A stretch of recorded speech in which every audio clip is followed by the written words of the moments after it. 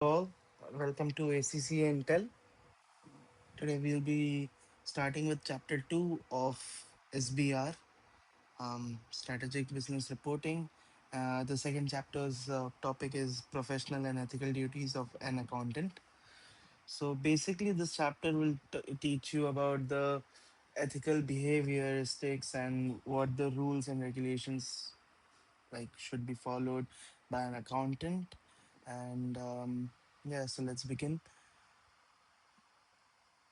So, approaches to accounting and ethics. There are two approaches.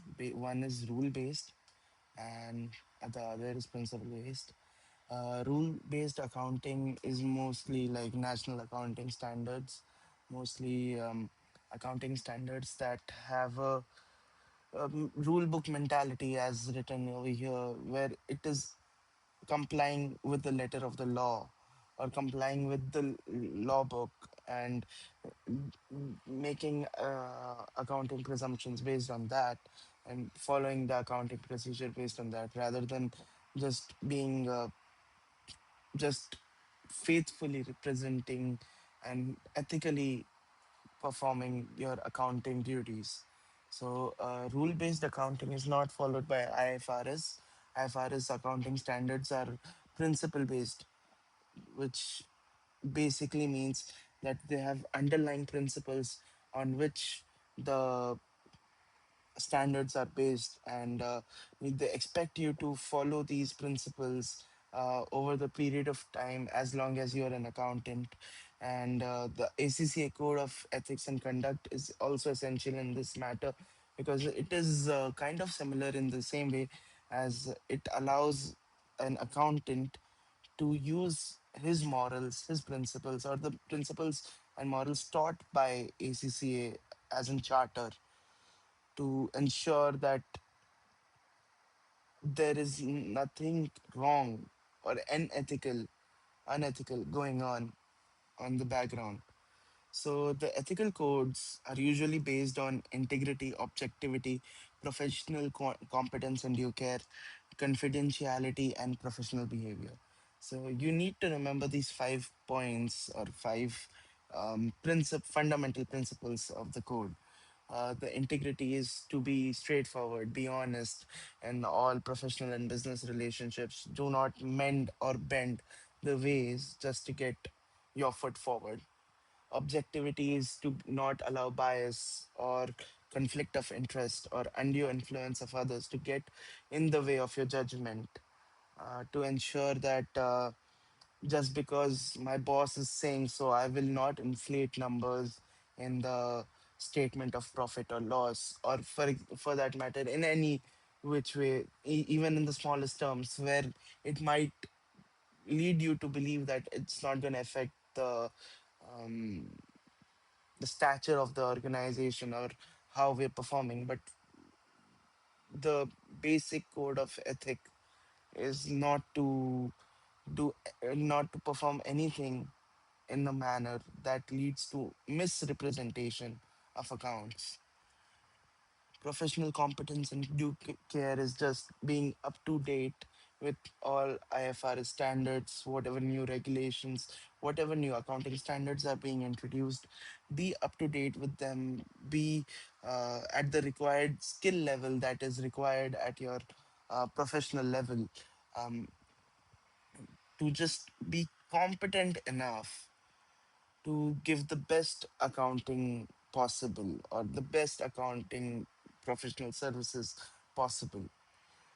Confidentiality refers to the fact that there is so much information available to accountants, to financial reports, business reports, market research papers. A lot of these particulars, like these papers, could lead to you could actually, there have been cases where accountants have given out information, company information, to other companies, to competitors, allowing them to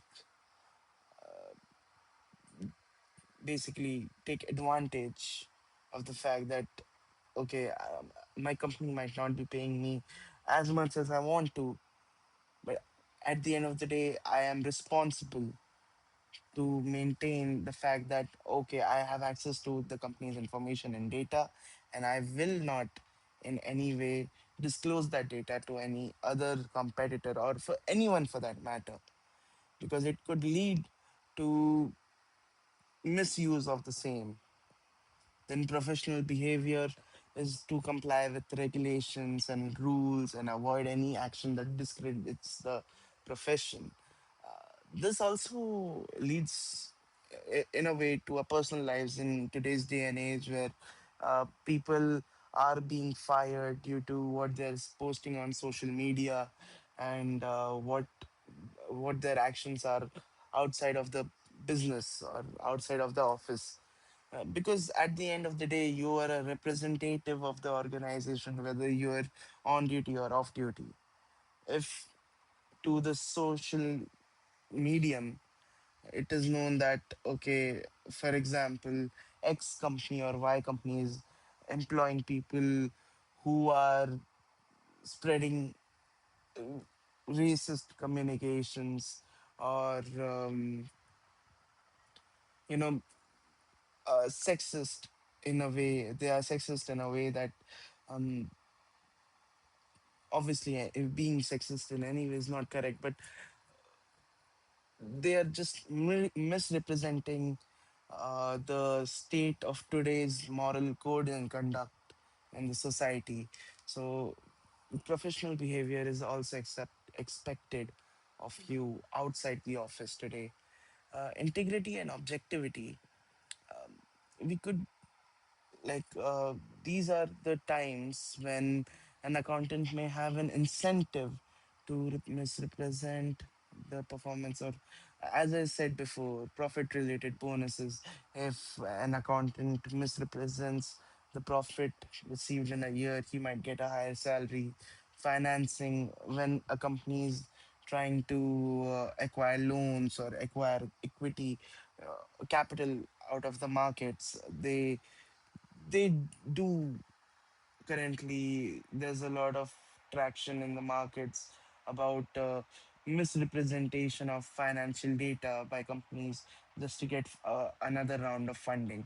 And as far as we are aware, as far as the CFOs are involved, and in the same way, the accountants of the company are also involved in that case, because if you're allowing your company data to be misused just to raise funds so that the company can stay in business even though you're making a loss, and you're misrepresenting to the shareholders that you're not, or it's not that big of a loss, or whatever the case might be.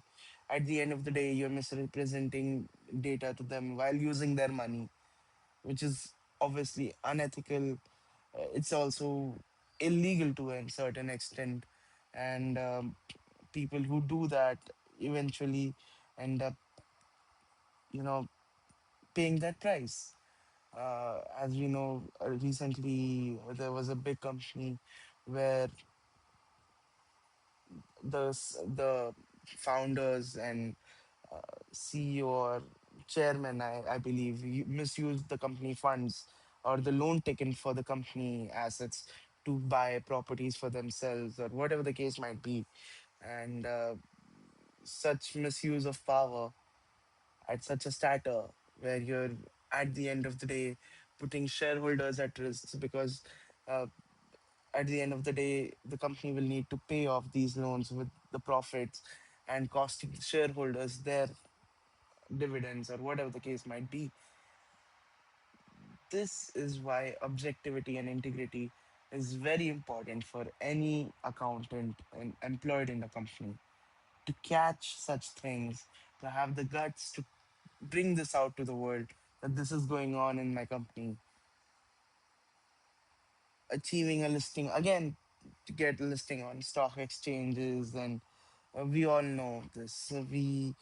I believe most of us will be very in much very contact with the news, uh, or information in the financial markets at least, and achieve like a lot of companies like to get listings and to raise another rounds, and well, let's just say that we hope that accountants are not involved, or at least ACC accountants are not involved, and we can only aim to be better.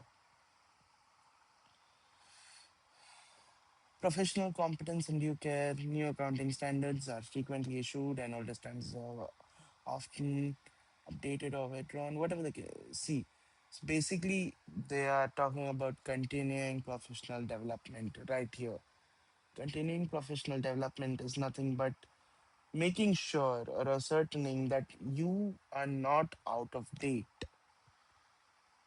You can continue to work at the level you are at because you have the information that is required to be at the stature you are at. Whether it can be the smallest position to the highest position in the company, it does not matter.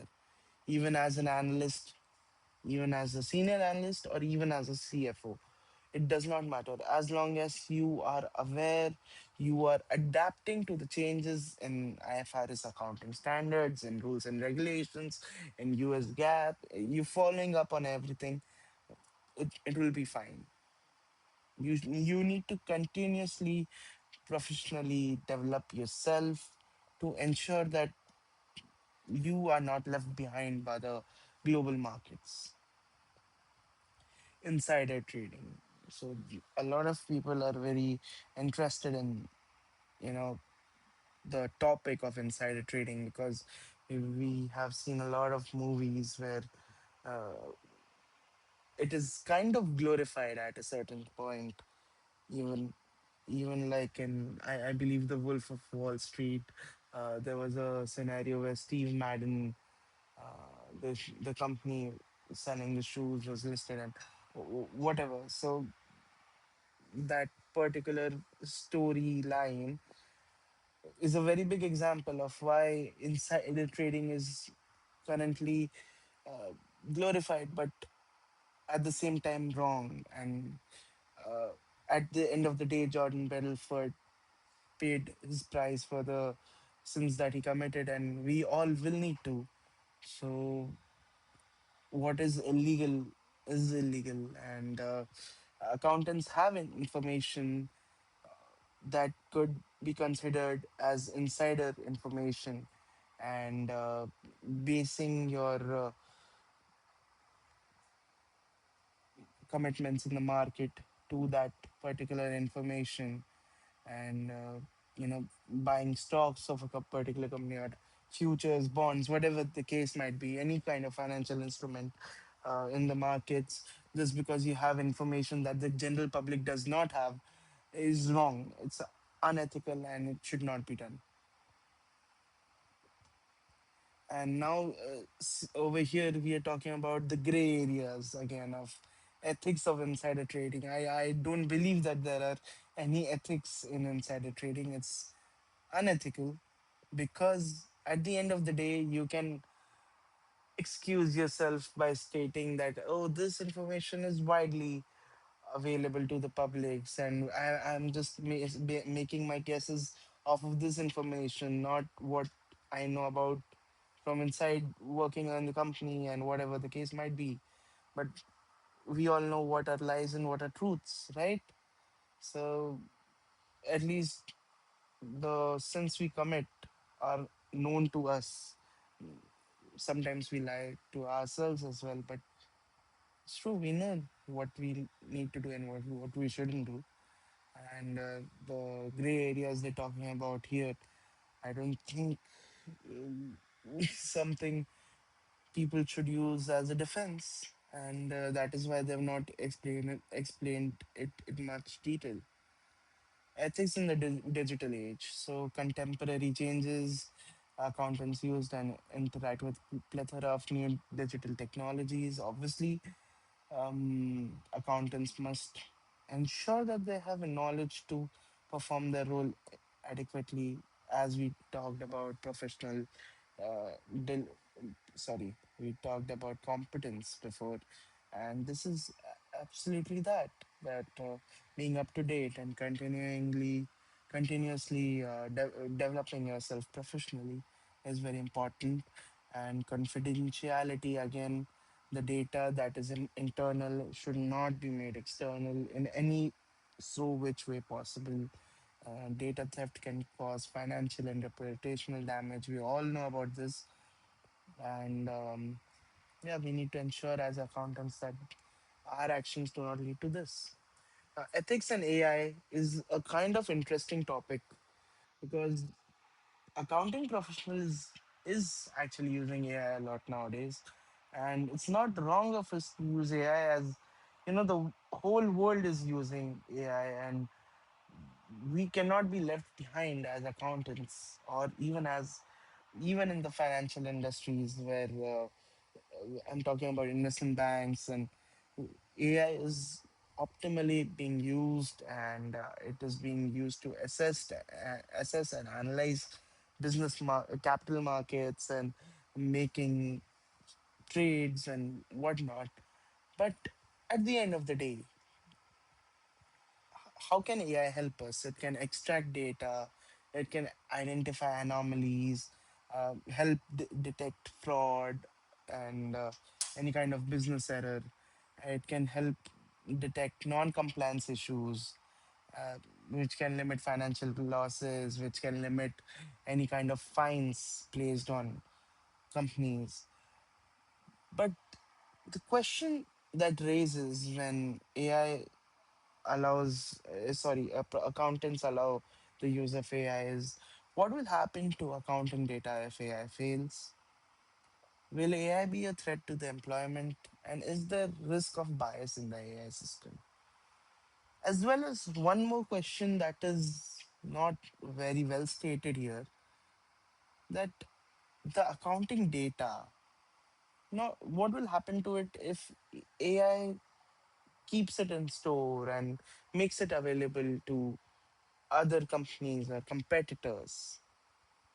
So these are questions that are raised and that an accountant is trained to prevent, but AI is not yet. And if accounting companies are using AI, they need to make sure that all the accounting standards, and not even the accounting standard, but the code of conduct is being met at least. The impact of ethical and unethical behavior, it finds the loss of professional reputation, being prevented from acting as a director or officer from a public company in the future, a prison sentence, the possibility of being expelled by a professional accountancy body. These are the consequences of your actions. And ethics and profit. It is commonly argued that the primary objective of a company is to maximize. Right? This is, well, it might be possible, it might not be possible that they ask about a link between ethics and profits, but I don't believe that this is very well suited. I think later on in other chapters we'll learn more. And from the exam focus, I would like to say that test your understanding one and two. Both are kind of important. I would suggest that at least you go through the answers given right below the chapter summaries here, because they can help you understand how to um, basically transcribe, or how to write your answers during the paper, what they expect of you during the paper. So, and it's not very necessary to enlarge your answers to certain extents. But yeah, I think these are important. Please go through these two questions. So basically, um, yeah, my introduction. I've completed 13 papers from ACCA. All my papers are done. I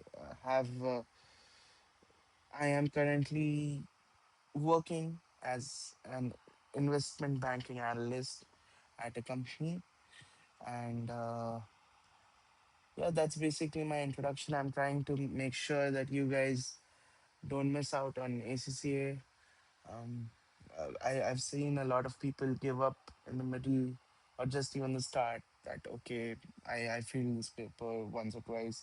I'm not going to go forward. I failed once in ACCA. I gave the APM paper and I could not clear that. It happens. We are all human. But the next time I scored 70 something in the same paper. So today I am currently an ACCA affiliate, and soon I'll be a member. And I also plan to take up other professional courses. I'm just trying to bring you guys along the journey.